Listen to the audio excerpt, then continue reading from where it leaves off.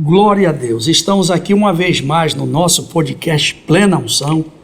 E você que nos assiste semanalmente, está ligado, inscrito no nosso canal, e a você que ainda não é inscrito, eu peço a você que se inscreva, deixe seu like, compartilhe, porque nós estamos aqui contando e experimentando de histórias e experiências profundas.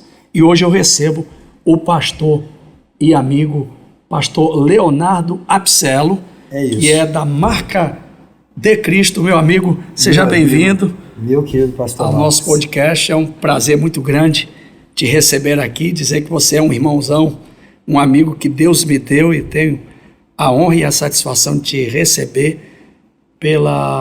por tudo aquilo que você representa. Amém, meu pastor. O senhor é uma bênção, o senhor é uma referência, o senhor é uma inspiração. Amém. E em cima disso tudo ainda vem o bônus, né? Um amigo. Que bom.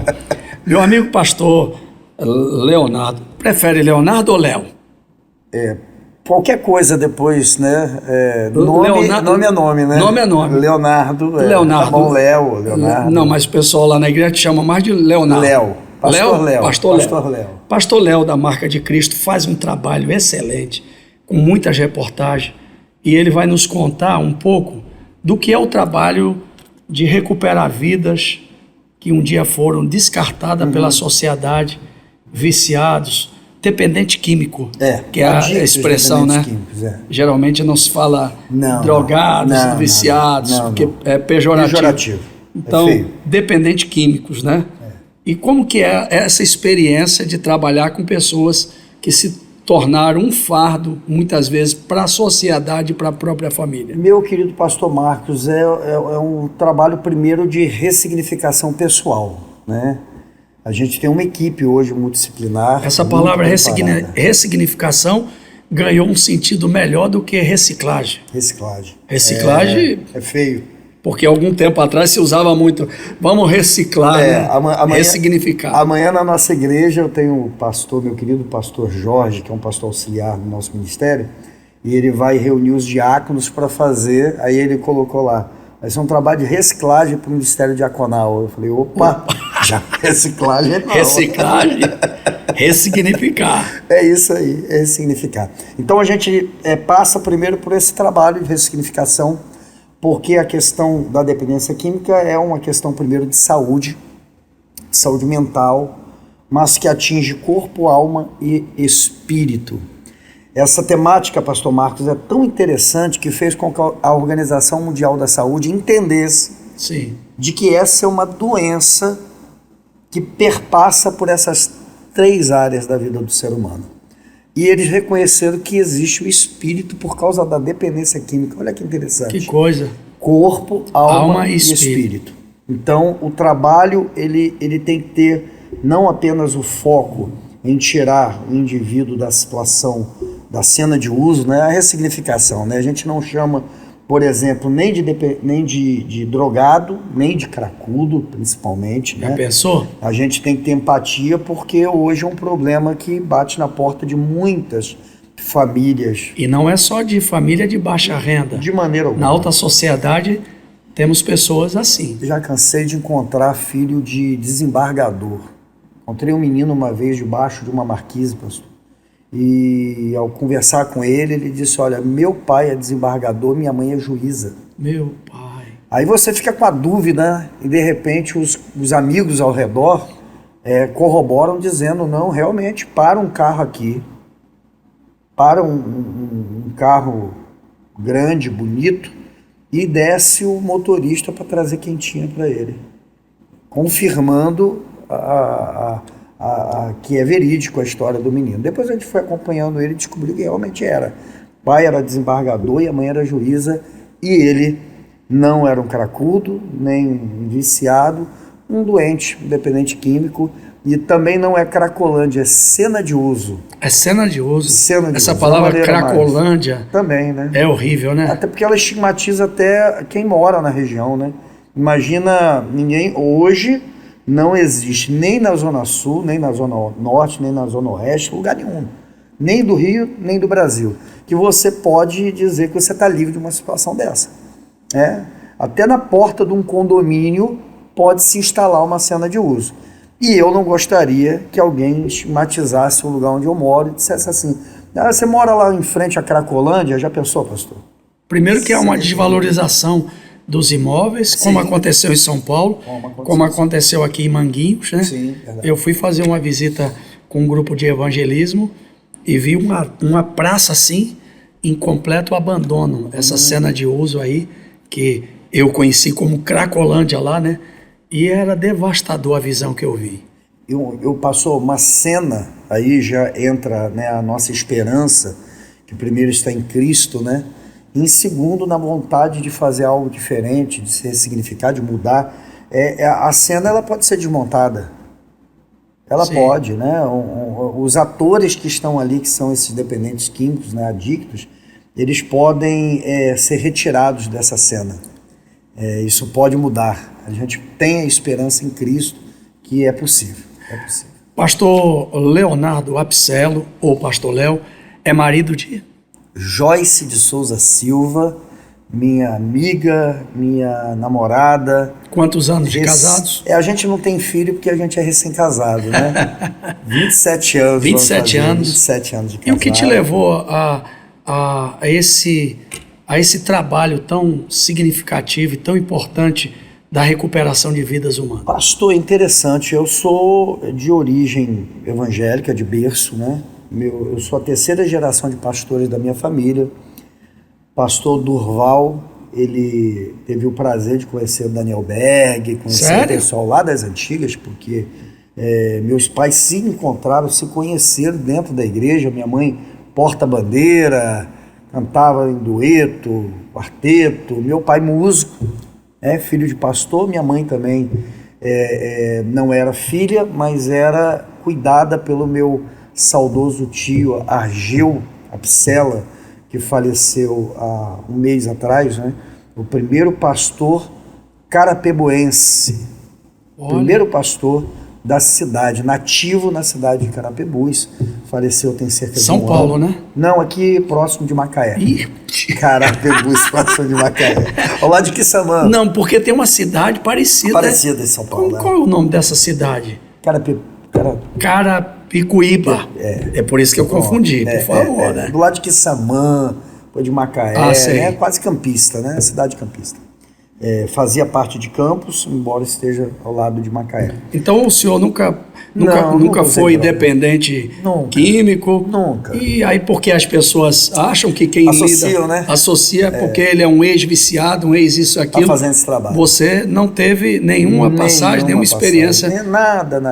Criado. Nasceu no evangelho. Desse evangelho, com 17 anos já estava pastoreando uma congregação. Com quantos anos? 17 anos de idade. 17, meu Deus. Comecei a pastorear uma congregação. Meus pais, eu nasci assembleano, tive uma formação batista e fui pastor na antiga Casa da Bênção. Casa da Bênção? De libertação. Cecílio Carvalho Fernandes. Saudoso Cecílio. Eu conheci ele. Homem de conheci Deus. os filhos dele, Sim. ainda fazendo programa na rádio Boas Novas. Na 28 de setembro aqui, perto de nós. Exatamente. Fazemos muito trabalho em rádio, né? Depois deixou de ser Casa da Bênção, virou um outro ministério fundado pelo Cecílio, e ali eu cresci ministerialmente, né? Muito jovem, mas já com uma bagagem vindo de berço, né? E pude iniciar o ministério, mas já com uma veia, pastor, porque eu lembro que além de dirigir uma congregação, eu sou de família de comerciante, né? Sim. Então eu tinha um material de construção, tinha um comércio, mexia com comércio, minha família toda sempre mexia com comércio. E eu tinha lá no bairro onde eu tinha um comércio, eu tinha um grupo que fazia o sopão. E eu fundei aquele sopão com acho que 15, 16 anos de idade. Indo trabalhar, eu vi ali uma situação de pessoas com fome e resolvi juntar um grupo e falar, vamos fazer uma sopa aqui, vamos distribuir à noite. Então comecei muito cedo, menor de idade, a distribuir alimento para pessoas em situação de rua. E foi um acidente, né? Um cara entrou na minha igreja numa quarta-feira. Sim. Eu tinha pregado sobre amor, sobre o amor sacrificial, sobre o amor que nos inspira a falar do amor de Jesus, a ganhar almas, enfim, era uma quarta-feira. Terminou, eu fui fazer um gabinete E o término do gabinete, todo mundo foi embora, tal, e alguém bateu na minha porta dizendo: pastor, tem ninguém de carro aí não, só tem o senhor, eu só tenho que levar esse rapaz que está na porta aí com o pé quebrado. O rapaz estava com o pé quebrado. Amor. E aí, pregando sobre amor, pastor, bate lá na minha porta um obreiro, né? Nós tínhamos ali uns 5 obreiros que moravam na igreja, né? Tinha aquela filosofia antiga, né? Que o cara era formado morando na igreja. Quer ser pastor? Quero. Então larga tudo, vem morar aqui na igreja, vem ser obreiro, vem fazer o seminário aqui na prática, no dia a dia. E aí tinha uns meninos ali, mas não tinha ninguém de carro. Eles bateram e disseram: pastor, tem um cara lá na porta com o pé quebrado. Tem que socorrer esse cara, você tem que ajudar aí. O cara tá chorando lá, o senhor pode levar ele no médico? Eu falei pro rapaz que eu tava atendendo, era de casa, eu falei: espera um minutinho que eu vou ali no Getúlio Vargas, nossa igreja na Penha, né, na Zona Norte do Rio, e eu falei: vou ali, entrego ele lá no Getúlio, deixo um obreiro, quando terminar me liga. Na época não tinha celular, né, eu disse: olha, liga cobrar para a igreja e eu vou lá te buscar. E aí deixei o rapaz, voltei para o meu gabinete, esperando que o hospital público vai demorar pelo menos 4, 5 horas para atender o rapaz, né? Mas 3 horas depois o telefone toca: pastor, ele já está liberado aqui. Fui lá, peguei ele, botei no carro, fui descendo uma ruazinha próxima à igreja, Sim. Já se aproximando da igreja, perguntei para ele no banco de trás: ei, meu filho, te levo para onde? Meu Deus. Ele me responde assim: pô, pastor, não tem para onde não. Sério? Eu sou da comunidade aí, pastor, ela é do tráfico. Se for para mim voltar, eu vou voltar para essa vida. Pô, não me deixa voltar para essa vida não, pastor. Que coisa, hein? Me ajuda aí. Eu falei: rapaz, aí... Opção número 1. A opção número 1 é levar ele na praça, deixar ele lá, pagar um hambúrguer, Isso. um Guaravita, uma Coca-Cola, fazer uma oração por ele e dizer: meu irmão, Deus te abençoe, vou estar em oração por Fiz você. o que pude até o momento. Pronto. Opção número 2. Vou lá na assistente social do hospital e digo para ela: minha filha, esse problema é do Estado, não é meu. Isso aí não é problema meu não. Cuida desse rapaz aí, que esse rapaz aí não tem para onde ir. E a opção número 3 era viver aquilo que eu tinha acabado de pregar. Sobre o amor. O senhor lembra qual era o tema, o versículo? Eu não lembro não, pastor. Está pregando sobre o amor sacrificial. Falei sobre as facetas do amor. Eita. Amor eros, torge, filéu e o amor ágape. Eu lembro que eu falei sobre isso. João 21, tu me amas? Apacenta minhas ovelhas. Meu Deus. E aí eu levei esse cara para a igreja sem saber o que fazer. Eu falei: sabe que eu faço? Essa experiência aí que o senhor, um dia eu estava pregando, né? Há algum tempo eu era itinerante pregando e eu fui pregar sobre o amor de Deus. Eu estava com um terno, muito, na época, microfibra e tal. Terminou o culto, uma pessoa olhou e disse: queria falar com você. Terminou a pregação, tal, desci. Aí ele foi me dar um abraço, mas ele estava todo sujo. E eu tentei evitar o abraço. E quando eu tentei evitar o abraço, ele me chamou assim, me trouxe, me abraçou, rosto no rosto. E quando ele me abraçou, então, eu ouvi a voz de Deus dizendo: você falou sobre o amor. E aí Deus desmontou também. Porque muitas vezes a gente fala de amor e de experiência de cuidar de vida de forma teórica. Sim. Mas o que você passou foi prático, foi na prática, e hoje você está vivendo isso. Desafiador, né, pastor? E assim, isso foi um desafio, né? Mas eu vi a provisão de Deus logo depois. Porque essas interrogações que se criam, né, na nossa mente, elas são respondidas através daquilo que a gente usa como ferramenta principal para o ministério, para a vida, né, como crente, é fé. Verdade. Eu levei e falei: o que é que eu vou fazer com esse cara? Mas eu, no meu coração, dizia: bem, eu preguei, eu estou constrangido em não fazer nada. Mas Deus vai me ajudar. Estou levando esse cara para dentro da igreja. E aí, depois disso que o senhor... Qual foi o desfecho dessa... Passou um rapaz na porta da igreja, Sim. que estava congregando há pouco tempo no nosso ministério. Ele veio de um outro ministério e carregava a experiência como terapeuta em dependência química. Veio da drogadição, era terapeuta, já tinha instituído um trabalho desse numa grande igreja lá da região. E aí ele passa na porta e vê a igreja aberta, tal, ele passa de carro e pergunta assim, chega lá e começa a bater papo e com esse rapaz aí e tal. E eu, e aí? Eu falei, rapaz, não sei o que fazer, eu vou deixar ele com os obreiros aqui, dormindo com os obreiros, mas não sei o que fazer. Ele falou, peraí, pastor, eu trabalho com isso, rapaz, terapeuta, e é o meu sonho, eu sou pai solteiro, eu vou fazer o seguinte, eu moro sozinho, o senhor sabe, eu vou entregar amanhã a casa que eu moro, kitnet que eu moro, eu vou pegar minha roupa, meu documento, vou doar os meus móveis e vou vir morar aqui para cuidar desse cara. Eu falei, tu vai fazer isso, cara? Meu Deus. Eu falei, vou. Eu falei, rapaz, menos de meia hora Deus mandou a provisão, né, a resposta daquilo que ele estava desenhando já para o meu ministério, para a minha vida, né? Só que é fé, né? É viver aquilo que a gente não vê, não enxerga, não entende verdade. Às vezes, né? E aí ele vem e aí começa a cuidar daquele menino e com 10 dias havia vou usar esse termo, né? Que é um termo mais antigo, né? Havia um centro de recuperação, hoje a gente chama de comunidade terapêutica, né? Não casa de recuperação, centro de recuperação. A nomenclatura correta é comunidade terapêutica. Esse equipamento é respaldado pela lei, existe marcos reguladores, né? RDC 029 de 2011, sim, da Anvisa, que regula esse tipo de serviço. Então não é nem casa nem centro, é uma comunidade terapêutica. Sim.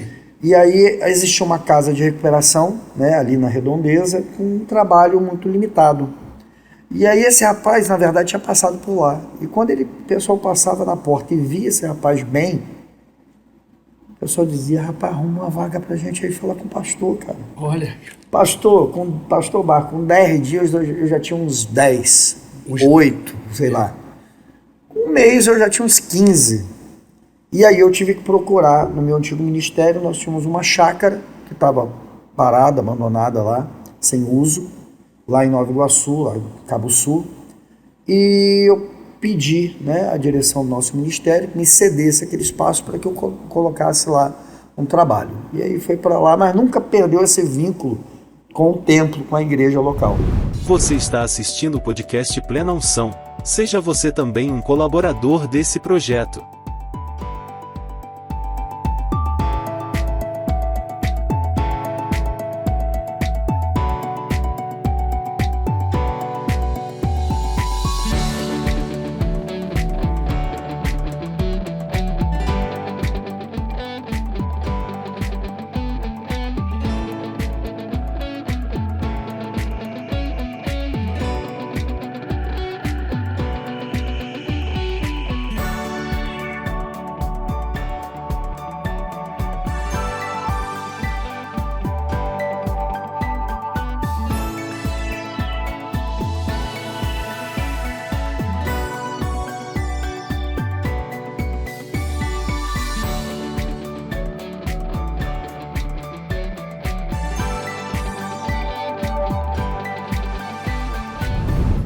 Em alguns momentos eu sempre acolhi esses meninos, né, com um gostinho, né, de que foi uma experiência agradável. E foi o início, né? Foi o início de tudo. E hoje eu posso dizer para o senhor, são cerca de 12 mil pessoas que já passaram. 12 mil pessoas? E desses 12 mil que lá passaram, aproveitando esse gancho que o senhor deixou, qual o caso mais problemático, assim, dentre todos? Selecione pelo menos 2 casos aí que marcaram decisivamente seu ministério no cuidado dessas vidas de recuperar, de ressignificar. Existe, pastor, eu não vou falar de maneira atualizada, né? Os nossos ouvintes, espectadores são selecionados, eu sei que a galera que acompanha o senhor é gente especial demais, né? O senhor tem um nome, tem uma história. Tem muitos pastores, muitas pessoas abençoadas que estão, né, acompanhando aqui esse podcast. Vão pesquisar. Eu não tenho os dados atualizados, mas recentemente havia uma estatística para a recuperação em qualquer tipo de tratamento, ambulatorial, terapêutico. Existe uma média de 5 ponto alguma coisa de recuperação, que era a média mundial. Era a média mundial, ou seja, menos de 6%. Menos de 6% que procuram algum tipo de tratamento conseguem êxito, conseguem recuperação. Então, assim, é um desafio, né? Mas assim, desses 12 mil, o senhor está dando os dados, mas eu quero saber assim, dessas pessoas que lá passaram. Tem casos. Há um caso assim que humanamente falando, eu conheço um caso, por exemplo. O senhor conhece? Que eu tive que. Porque ele não dá para ele conviver no mesmo lugar, sim, no bairro que ele. Que é uma orientação. Que aconteceu, né? Que aconteceu o fato, e eu disse: olha, o único lugar que eu posso lhe indicar é a Marca de Cristo, meu amigo Pastor Léo, e o senhor acolheu e tratou dessa pessoa que está conosco há mais de um ano. Mais um ano. Já terminou o seu tempo, né, de acolhimento, já é um voluntário, está trabalhando lá no estúdio de edição de material. É mesmo? Está trabalhando lá, ele é um rapaz muito inteligente e está bem, cheio de sonhos, né?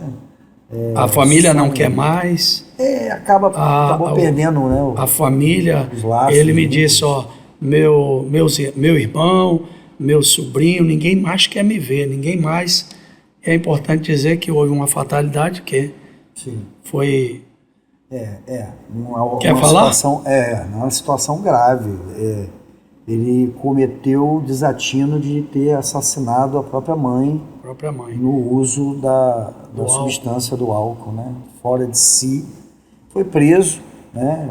Cumpriu um tempo na cadeia, foi para o sanatório penal, foi para o sanatório penal, ficou numa situação complicada, né? Porque imagina cadeia para pessoas com transtornos mentais, né? Mentais. Agora, é terrível. Agora eu lhe faço uma pergunta. Foi motivo de muita discussão a questão do Guilherme de Pádua, que se converteu, e o pastor Márcio Valadão acabou consagrando ele a pastor. Então se admite que ele pode até se converter, mas a ideia dele ser um pastor, uma pessoa que matou, que roubou, que fez atrocidade, há possibilidade dele ser um pastor? Eu conheço um camarada, né, que tem uma história de vida, né? O senhor pediu alguns exemplos, né? Eu vou dar dois aí, né, que são... A gente costuma dizer, pastor, que a história, o enredo é muito parecido, só muda o ator, né? Só muda o personagem. A droga, ela causa uma desgraça, assim, terrível. Cada um com a sua história, com tamanho, né? Mas é muito parecido, é desgraça, é destruição, é a família dilacerada. Mas a gente conhece um camarada, o senhor conhece muito bem, o senhor conhece, chamado Paulo, né? Esse camarada foi terrível, né? Aprontou todas e mais um pouco. E no final, mudou a história. Ressignificou. Então a ideia de que você que está em casa nos assistindo, e que não pode ser o pastor, como é que um homem desse? Mas se falar de Moisés, que foi o libertador do povo de Deus. Temos referências no Brasil, né? Posso citar aqui o nome muitos conhecem, né? Podem não gostar do tipo de mensagem, mas é um homem que tem uma repercussão nacional e mundial. O apóstolo Luiz Hermínio foi dependente químico, fruto de uma comunidade terapêutica. Olha. E antes dele fundar o ministério dele, ele fundou uma instituição, cuidou de dependente químico. Então significa que aquela palavra de Jesus lá em Lucas 19:10, que o Filho do Homem veio buscar e salvar o que se havia perdido.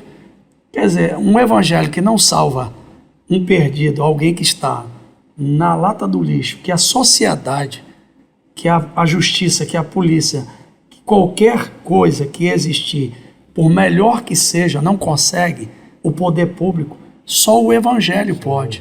E aí depois que o evangelho transforma, essa pessoa também não tem o direito de ter um ressignificado na vida. Temos um caso de um rapaz, né? Inclusive está trabalhando hoje numa igreja. Hoje, nesse exato momento ele está trabalhando numa igreja, está ajudando a reformar uma igreja de um pastor amigo nosso lá em Petrópolis. Sério? Esse rapaz, ele cometeu, ele matou 3 componentes da família dele. Matou 3 componentes da família? Matou 3 membros da família. Matou a irmã, o irmão e a mãe. Meu Deus. Para a sociedade, é um monstro. Um monstro. É alguém que não tem jeito. E não sorria. Eu lembro quando ele chegou na instituição, ele não sorria. As pessoas tinham medo dele. Diziam, rapaz, a gente conhece a história, não vou ficar aqui não, porque eu conheço esse cara lá fora. Esse cara é perigoso. E aí ele foi, hoje ele sorri. Ele brinca, ri, sorri, constituiu conversa. Família? Ainda não, mas está um passo a passo, um caminho, né? E é tão gostoso a gente ver isso, né, pastor? A gente enxergar isso, essa mudança, essa transformação. A você que está nos assistindo no podcast Plena Unção, vale ressaltar que há também na sociedade aquela mãe e aquele pai ou aquele irmão que tem um ente, né, que está nessa prisão na prisão, não quero usar das drogas, né? É um dependente químico, é alguém que está vivendo o vício, está vivendo uma atrocidade. Há esperança? Eu estou lembrando aqui, eu só vou citar o nome, né? A gente procura preservar até um certo momento, né, a questão do usuário, né, do dependente químico, mas existem casos assim tão exitosos, né, de sucesso. E eu posso citar o caso do Ângelo. Ângelo vai... Inclusive, ele vai ter uma fala essa semana na frente parlamentar, né, de apoio às comunidades terapêuticas, na LERJ. Ele vai ter uma fala sobre o que Deus fez na vida dele, né? Como ele foi transformado e hoje trabalha na instituição, é funcionário hoje, é terapeuta da instituição, é monitor. E ele dizia para mim, ele dizia assim, pastor, ele veio também do interior, ele veio de Campos, e quando ele veio para cá, porque não tinha mais para onde fugir, né? Problema com a família, veio de classe média, e chegou aqui e ficou instalado na Zona Sul. E uma vez eu perguntei para ele, Ângelo, por que você ficou lá na Zona Sul, rapaz? Ele disse para mim assim, pastor, porque o lixo de lá é mais gostoso. Eu falei, o lixo da Zona Sul é mais gostoso? É mais gostoso. Eu falei, o lixo? Ele pastor. Eu comia na lata do lixo, meu pastor. Aí ele olhou, baixou a cabeça e lembrou isso só me fez lembrar do dia que eu estava 9 dias sem comer, só usando droga. Eu tinha cometido ali um furto e peguei o dinheiro, comprei droga e fiquei usando 9 dias e quando acabou veio a fome, o desespero, né? A fome de 9 dias. Meu Deus. E aí eu comecei a procurar comida e não achava, abri lixeira e, né, o lixeiro a gente tinha passado recolhendo, até que eu achei uma pizza, uma caixa fechada de pizza. E quando eu abri, tinha mais da metade. Só tinha um problema. Eu falei, qual? Um rato tinha chegado primeiro. Eu tive que brigar com aquele rato. Tive que bater. Briguei com o rato. Tirei ele no soco, no tapa, para que eu pudesse ficar com aquele restante de pizza. História... Que coisa, né? Um ser humano ter que disputar com um rato. Para comer um pedaço de pizza que já estava lá no lixo. Que coisa terrível. Ele disse, pastor, eu cavava, quando chegava à noite, eu fazia uma cova na areia, pegava saco de lixo ali da Conlurb, rasgava, colocava forrado para poder impermeabilizar, pegava folha de coqueiro, jogava para amaciar um pouco e eu deitava ali para me esconder do vento do mar, para o vento passar e não bater em mim, porque eu não tinha uma comida. coberto, um cobertor. E eu disse para ele, rapaz, você cavava a sua própria cova. Ele, eu cavava a minha própria cova. E hoje o Ângelo tá lá, trabalhando. Conheço ele, eu conheci ele. Trabalhando, é um terapeuta, né? Menino que faz um trabalho sensacional. Isso não quer dizer que não passe por lutas, pastor. Claro. Tanto o Ângelo, é bom que se diga até, e como terapeuta, gestor, eu vou dizer isso, às vezes a família ouve uma história como essa, cria uma expectativa e coloca a pessoa, o filho, o marido, numa instituição e acontece em algum momento uma recaída.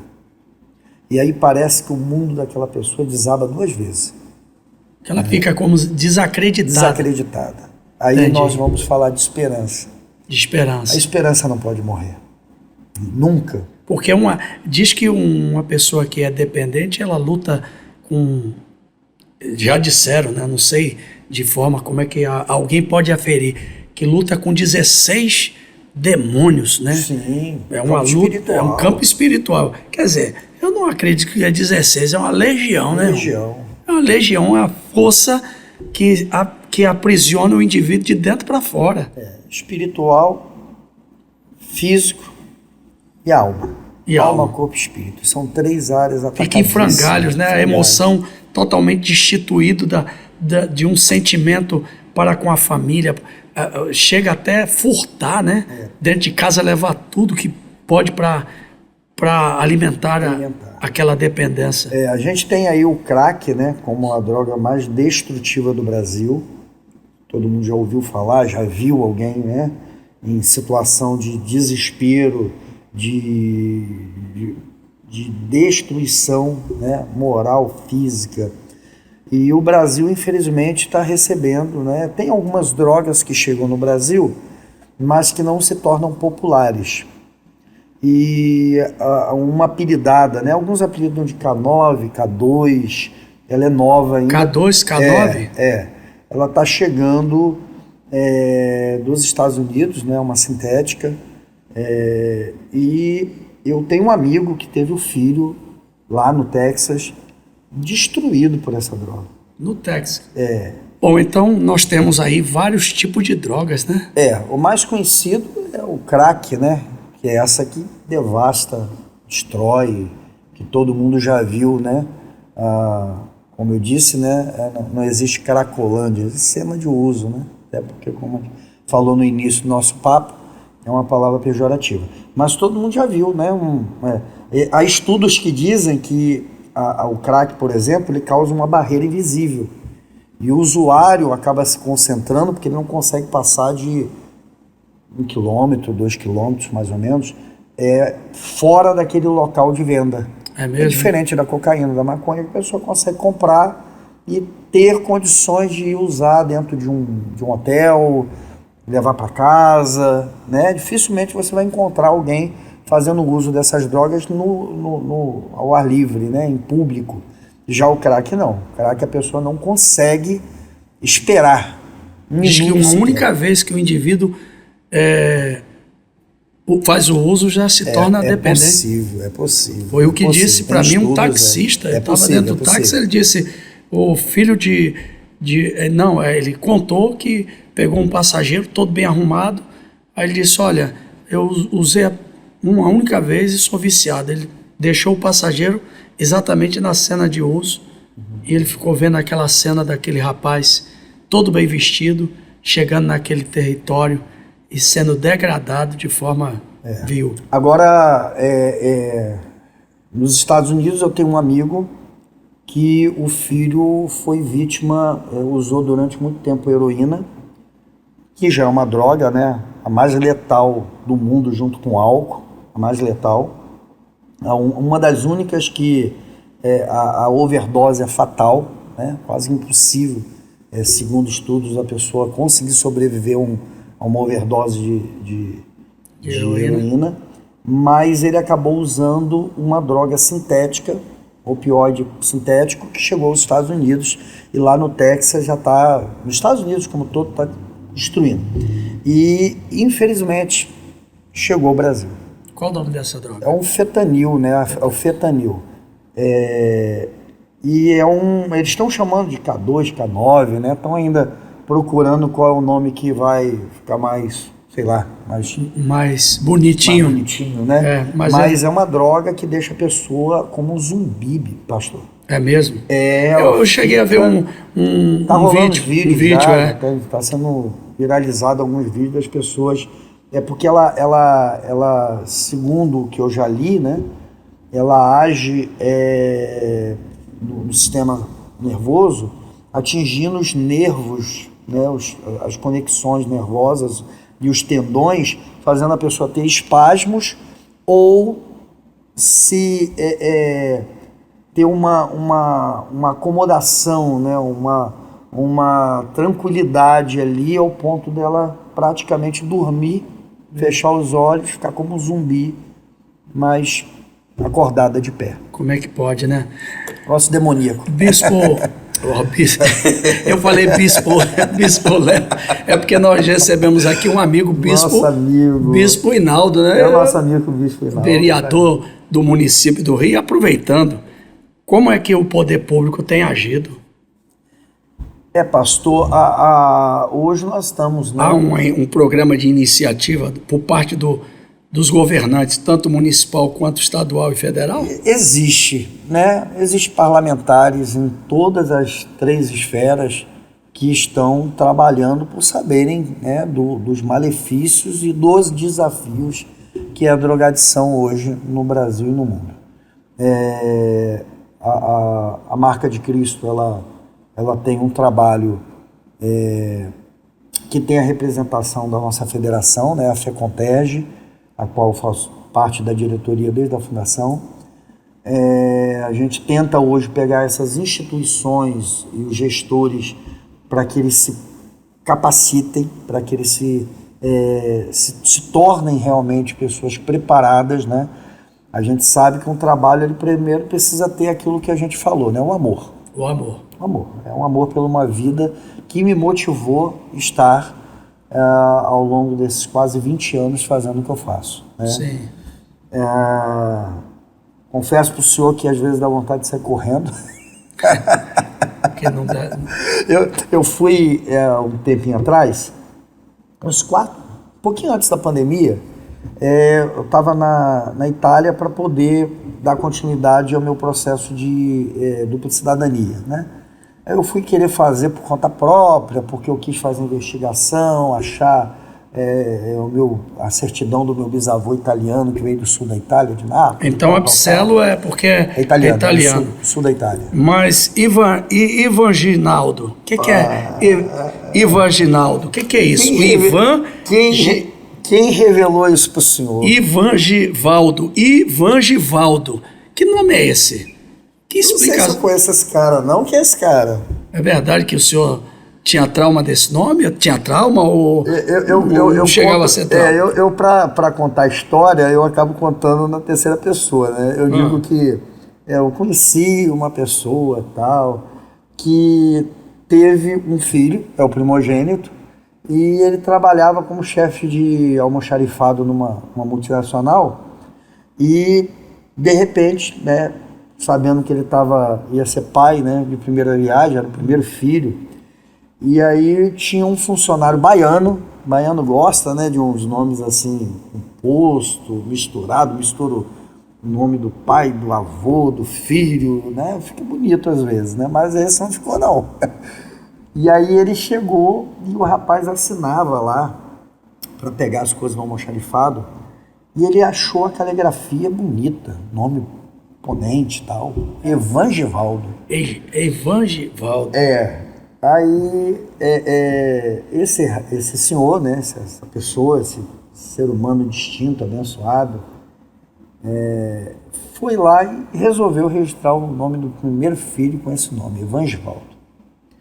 E aí, quando ele chegou em casa, a querida sogra, né, docinho de coco, olhou para ele e disse, então, disse miolado, nome grande, como é que vai chamar esse menino e tal? Cara. E aí, no outro dia, né, por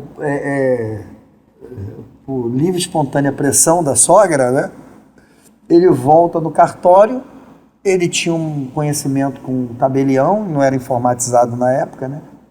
E ele pede pro tabelião, poxa, minha sogra reclamou, meu docinho de coco, né? Minha querida sogra, e disse que o nome é muito grande, e eu queria trocar. Posso? O tabelião falou, doutor Nelson, chegou e falou para ele, pode trocar aí. Ele falou, tá. Qual nome você quer botar no menino? Tira a letra E. Uai? Ué, Ficou Vangivaldo. aí... que é isso, rapaz? 17 anos depois, 16 anos Cara, depois. o cara teve a oportunidade de mudar o nome, ele só mudou uma letra. Isso é profético, né? Tem gente que tem oportunidade que Deus dá e não agarra. Então, Faz errado. Era Evangivaldo. Evangivaldo, ele mudou para I. Não, tirou o E, era Evangivaldo. Evangivaldo. Aí tirou o E, ficou Vangivaldo. Vangivaldo. E aí esse meu amigo, esse sofredor, né, coitado, sofreu bullying e tal na escola, ficou até os 16 para 17 anos de idade, né? Ele entrou, aí o pai entrou com uma ação, na época era muito mais complexo, né, 30 anos atrás, hoje é um pouco mais fácil fazer retificação de nome, e foi lá, arrumou um advogado, tal. E o advogado, né, eu lembro que o advogado conversou comigo não, com meu amigo. É ele. E aí? Você tá fazendo eu contar essa história. Teve gente que passou 20 anos na minha igreja sem conseguir saber, só sabia da história, mas não sabia que nome era. Mas eu Pastor, qual é o nome? Eu fui pesquisar. Pesquisou fazer o quê? Sim. Eu tive, bispo, 3 nomes registrados em cartório. Evangivaldo, durou um dia. Aí meu pai foi lá, trocou, o tabelião deixou, ele trocou. Em vez de trocar o nome todo, deixar sem nome, sei lá, era melhor deixar sem nome. Trocou uma letra. Tira a letra E e deixou Vangivaldo. Vangivaldo. Aí passei os anos até que o advogado falou, olha, mas não é fácil trocar não, contou umas histórias e tal, mas vamos tentar. Né? Vamos tentar transformar esse caso em um caso de sucesso, caso exitoso aí e tal, ora a Deus. E aí, de repente, da noite pro dia, eu fico sabendo que meu nome era Leonardo. Engraçado que mesmo adolescente... Mas foi em homenagem à dupla sertaneja? Pior que foi, pastor. Sério? Que é o pior? Nosso papo vai virar agora cômico. O pior é que na época, fiquei um tempinho ali fora da igreja e acabei gostando de rock. Aí curti rock e tal. Nessa época ainda, né, me firmando com Jesus e tal, eu queria que meu nome fosse o nome de algum roqueiro famoso, né? O cara lá do Sepultura, olha só, olha a inspiração demoníaca, Sepultura, né? Max Cavaleira, Igor Cavaleira. Só que o advogado disse assim, olha, se tu botar um nome muito americanizado, o juiz, a juíza vai poder interpretar como vaidade e não como necessidade, porque a única lacuna que existe é o nome expor a pessoa ao ridículo. E não pode caracterizar a vaidade, tem que ser por necessidade, porque senão você não vai conseguir. Aí meu pai olha para mim e diz assim, ué, o nome do teu irmão, do meu caçula, Leandro e Leonardo. Aí eu olhei pra cara dele e falei, poxa, de rock pra sertanejo, que pulo, né? Eu falei, mas pra quem é, pro nome que é, qualquer coisa tá bom. Olha. E aí ele falou, bota aí, tem que botar já no processo o nome que você quer. Botou Leonardo Apicelo, e hoje eu sou apaixonado pelo nome, gosto. Leonardo quer dizer leão feroz, homem valente. Que bom. E aí fica legal. Então, eu fui para a Europa como Leonardo Apicelo, né? Apicelo, o nome da família. E cheguei, tava passando vindo de um compromisso lá em Roma, atravessando a Praça do Vaticano. E nessa época, pastor Marcos, eu estava pensando em chutar o pau da barraca, desistir. Eu falei, não aguento mais não, pressão, falta de apoio, e é um trabalho muito espinhoso, difícil. Às vezes a família não conseguiu, a sociedade, o poder público não consegue, e é muito difícil e tal. Eu falei, não aguento não. Falei, Senhor, não aguento. Vou fugir. Eu já fui missionário na Europa, já fui missionário de campo, quis isso minha experiência no meu currículo ministerial, né? Mesmo pastor, eu consegui, né, receber um período sabatino no ministério pastoral para ser missionário. E aí fui para a Europa. Eu falei, tô com a certidão do meu bisavô, já consegui, tal, vou dar entrada. Fiz conta própria que eu queria investigar, achar, vira um hobby, né? Sim. Achar árvore genealógica e tal. Eu vou entrar e vou fazer meu processo de cidadania. Quando eu tô atravessando a Praça do Vaticano, frio, era umas 9 e pouco, eu tinha ido ver o jogo do Juventus com Roma, porque o Cristiano Ronaldo estava jogando na Juventus. Aí tô vindo lá do estádio olímpico, né, de Roma. Aí tô atravessando e tal, eu e minha esposa. Eu lembro que estava fazendo uns 5 graus, uma chuvinha, frio à noite, eu doido para chegar onde eu estava hospedado. Aí eu olho assim para debaixo dos arcos ali da Praça do Vaticano e tinha um monte de pessoa dormindo ali em situação de rua, né? Olha. A Europa também tem, né? E aí tinha um senhor com os olhos claros, bonitos, assim como o do senhor. Obrigado. Os olhos bonitos como dá o do senhor. Dá um zoom aqui nos meus olhos. Esses olhos bonitos, né? E ele estava com um cobertor assim, com a mão, e com uma touca. Eu vi os olhos, ele branco. Eu li assim, sabe? Eu digo isso, pastor, porque essas situações não podem se tornar comuns. Sim. A gente, como povo de Deus, como igreja, a gente não pode achar... É normal ver um cracudo na rua, na Cracolândia. Não. Nós somos igreja, como igreja nós temos que mudar a vida, o bairro, a cidade, verdade, a sociedade, o mundo. Nós somos sal e luz. Para isso, nós ainda estamos aqui para mudar, para arrebanhar aqueles que estão perdidos até a volta de Jesus. Então, eu olho e poderia dizer assim, eu estou acostumado a ver isso aí. Na Europa também tem muito, né? Onde a gente roda na Europa, a gente vê pessoas em situação de rua, não é um privilégio só do Rio de Janeiro. Eu bati os olhos e vi aquele cara, olhei nos olhos dele, o Espírito Santo falou comigo, se tu vier para cá, porque eu estava planejando fugir para a Europa, eu ia meter o pé, ia para lá e ia largar tudo, eu ia largar tudo aqui, eu ia pegar minha cidadania, pastorear, abrir uma igreja lá, enfim. Quando eu olhei nos olhos daquele cara olhou para mim, o Espírito Santo falou assim, se tu vier para cá, tu vai cuidar deles ali, ó. Porque você pode fugir do teu país, mas não vai fugir do teu chamado. Oh, glória. Pastor, eu comecei a chorar. Sério? Aí eu olhei assim para o muro do lado, assim para o Palácio Papal, né? E eu olhei e falei assim, meu Deus, já pensou eu vim para cá para ter que fazer um trabalho no quintal do Vaticano, do Papa, né? Já pensou? O cara não está fazendo aqui, eu tenho que fazer um trabalho no quintal do Papa. Mas eu entendi que não dava para fugir do chamado. Se isso acontecer um dia, eu posso mudar de lugar, mas não posso mudar de chamado. Nem de propósito. Bom, pastor Léo, a gente está caminhando já para o final e a tua participação só enriquece o nosso podcast. Você que está nos assistindo, deixa o seu like, se inscreva no nosso canal. Quais os conselhos que o senhor daria para uma família que tem um membro da família que está vivendo o drama da dependência química? O que fazer no caso de um pai ou de uma mãe que tem um filho? Nessa situação, quais os erros comuns que essa família comete de acabar por empurrar esse dependente nas mãos da delinquência e do vício? Sim. Quais os conselhos Sim. e quais os erros que devem ser evitados? Eu vou começar, onde o senhor fez essa pergunta muito inteligente, vinda do senhor, só esperar algo extremamente pertinente. Obrigado, amigo.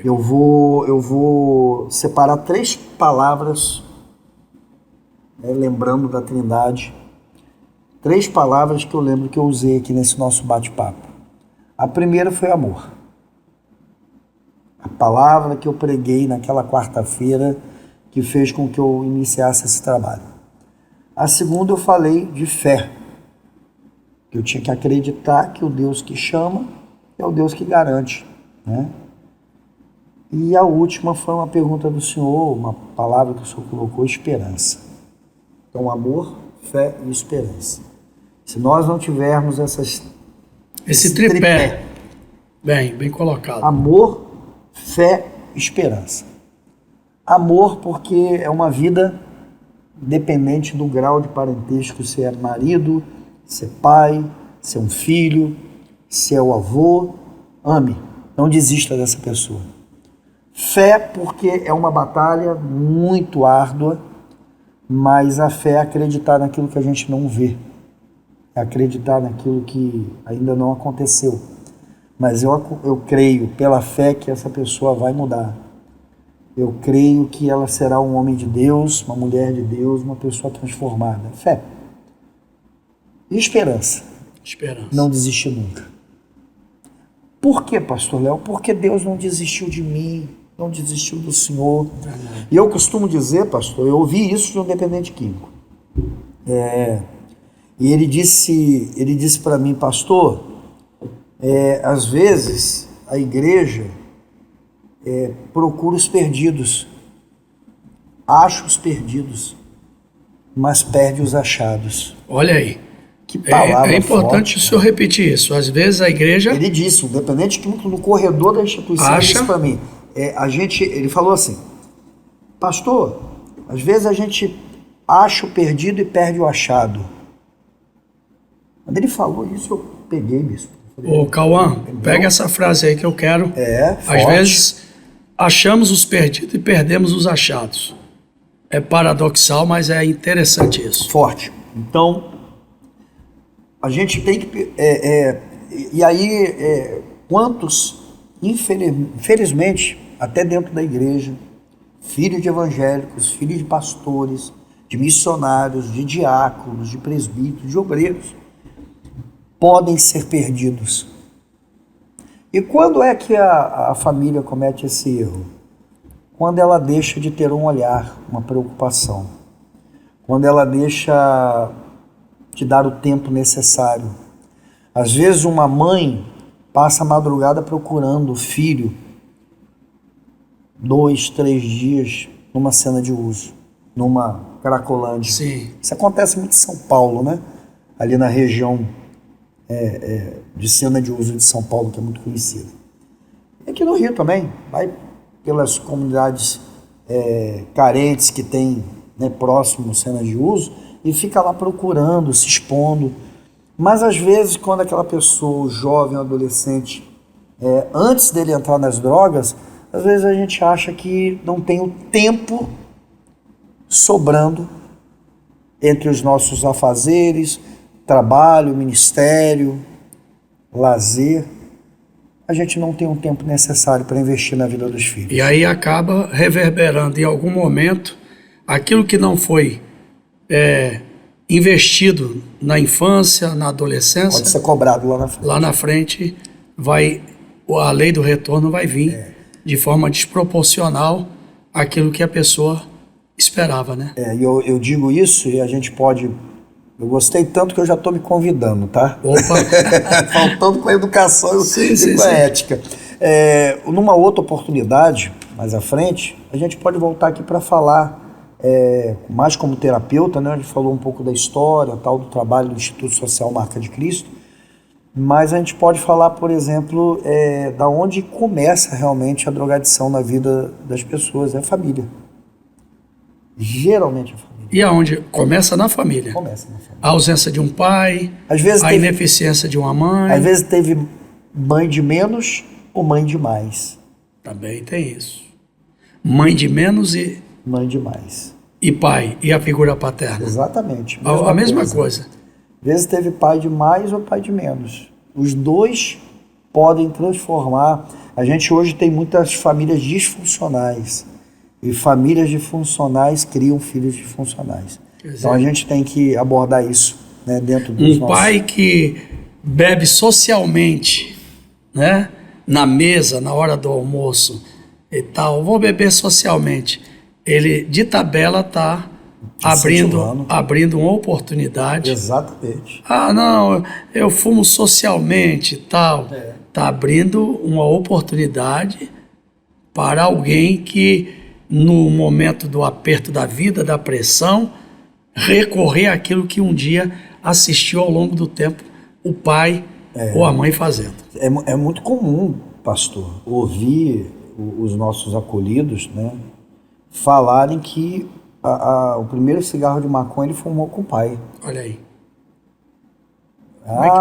Poxa, mas... Ou o primeiro gole de álcool ele bebeu do copo que o pai estava bebendo. Vem cá, meu filho, senta aqui. Você é homem. Senta aqui. Tu é homem. Bebe aí. Ele está transformando o filho num alcoólatra, sem saber. Ele está dando a iniciação e a senha e abrindo um legado para... Abrindo uma legalidade. Uma legalidade. Falei, terrível. Legado não, uma legalidade. Agora, amigo, chegamos aqui ao final e eu quero que você olhe para essa câmera aqui e dê um conselho para alguém que está desesperado nessa hora por não saber o que fazer. A esperança. A esperança. A esperança é uma coisa que as pessoas têm que ter quando o assunto é o familiar, mas aquele que sente o problema na pele, talvez você seja essa pessoa que enfrenta essa luta diária, matando um leão por dia, vivendo um dia de cada vez. Esperança. Eu tenho uma frase que Deus me deu e eu conheço essa frase. Jesus é o jeito que dá jeito naquilo que dizem que não tem jeito. Que maravilha! Jesus dá jeito aquilo. Jesus é o jeito. Jesus é o jeito que dá jeito naquilo que dizem que não tem jeito. Então, se você acha que não tem jeito, Jesus é o jeito. Amém. Glória a Deus. Finalizando, eu quero que você deixe aí a igreja, nós aqui no Rio de Janeiro, até porque a Marca de Cristo está baseada no Rio de Janeiro, no bairro da Penha. Passa essas informações aí. Se você precisar de ajuda, nós somos uma instituição que hoje recebe pessoas de diversas partes do Rio de Janeiro, do estado do Rio de Janeiro, do Brasil e até pessoas de fora do Brasil, né? Nós temos gente se tratando nesse exato momento da Europa. Temos gente que vem buscar lá de São Paulo ajuda aqui. É mesmo? Lá de outros estados. Então, se você, da nossa querida terrinha, que é a terra da minha esposa também, que é a Paraíba, quantos ali, né, que é a sua terra também, que eu sei que você ama demais, né, aquele lugar abençoado, mas há pessoas que vêm do Nordeste, que vêm do Norte, que vêm da Paraíba e vêm buscar ajuda aqui na Marca de Cristo. Então, o Instituto Social Marca de Cristo, você pode achar nas redes sociais, pode entrar em contato lá com o telefone que você achar, pode vir aqui nessa igreja que é uma parceira, que é uma igreja que sempre nos apoiou. Quero aqui agradecer a Deus pela vida do senhor. Quantas vezes o pastor Marcos me liga para saber se está tudo bem, para saber se eu preciso de alguma coisa, de doação de arroz, de feijão, se precisa. Quantas vezes ele já me socorreu com alimento, né, para nossos acolhidos. São 5 refeições diárias, são mais de 30 quilos de arroz por dia. Se você precisar, procura aqui o pastor Marcos, pela unção, que aqui eles vão estar te encaminhando para a Marca de Cristo, né? As pessoas que vêm daqui, nós recebemos também com muito carinho, porque é uma igreja parceira, uma igreja que apoia o nosso trabalho, uma igreja que nunca deixou a gente desamparado, sempre abraçou a gente. Se você precisar, as portas estarão sempre abertas para te abençoar e te acolher. E dizer, amigo, que a recíproca é verdadeira, das vezes que nós sempre precisamos, alguém que chega aqui, bate a porta, eu digo, liga lá, Marca de Cristo. Essa semana chegou. Aí eu digo, leva para lá. Isso aí. E quando passa por lá, que você faz a boa triagem, profissionais muito competentes, então você, que por alguma razão, e se precisar, entre em contato conosco. Nós vamos deixar também os vídeos das reportagens no nosso podcast. Nós vamos deixar todo esse contato e você vai ter a oportunidade também de ajudar. Se você quiser ser um parceiro da Marca de Cristo, fazendo a sua doação, será gratificante e bem-vindo. Amigo, muito obrigado, que Deus te abençoe. Tamo junto. Quero receber o conjunto, aqueles meninos cantando aqui no nosso culto, como foi da outra vez que a gente chegou com o ônibus, preparamos uma janta. Vamos marcar para o próximo mês. Só marcou. Marca uma terça-feira aí pra gente fazer um movimento santo. E esse povo que está assistindo vai estar todo. Obrigado, amigo. Tamo junto.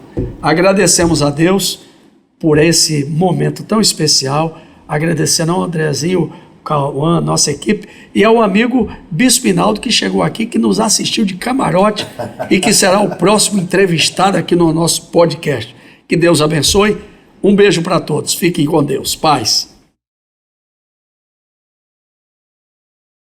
O trabalho que deu certo. Ex-usuários que conseguiram largar o vício com a ajuda de órgãos públicos e entidades religiosas. E o esforço para manter os recuperados longe do mundo das drogas. É o que você vê agora na reportagem de Fábio Barreto, com produção de Bárbara Pacheco. A troca da droga pela fé. É aqui, nessa igreja, na zona norte do Rio de Janeiro, que eles unem forças para deixar o crack. A emoção está presente a todo momento. Depois de 3 anos mergulhado no mundo das drogas, este homem se despede da mulher e do filho. Ele vai para a internação num sítio oferecido pela comunidade evangélica.